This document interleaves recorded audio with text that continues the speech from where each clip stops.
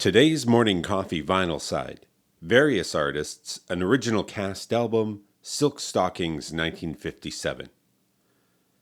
This 1957 original cast soundtrack album from the film Silk Stockings, based on the 1955 Broadway play of the same name, itself based on the 1939 film Ninotchka, is an early example of the Broadway-to-Film and Film-to-Broadway pipeline.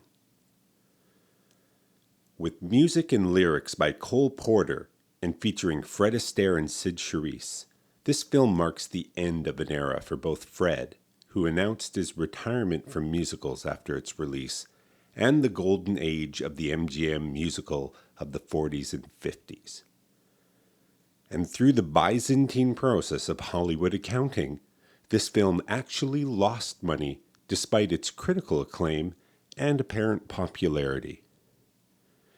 It wasn't the death of the musical. They would continue into the 60s.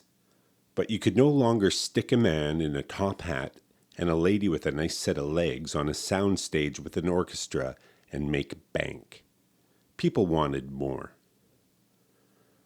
Of course, the times they were changing.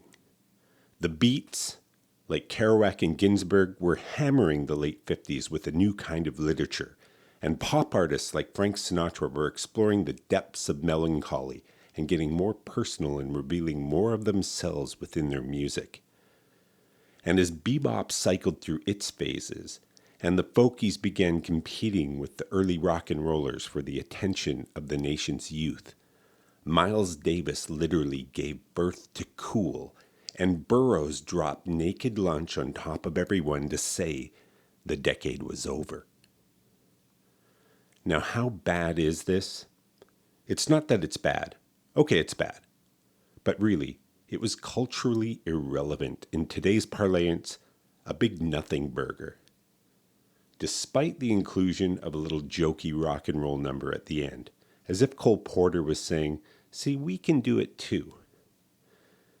The asinine plot of Russian agents and cultural attachés being sent to Paris to retrieve a Russian defector and being seduced by Western decadence and excess, as represented in the title Silk Stockings, is absurd in its laughable simplicity.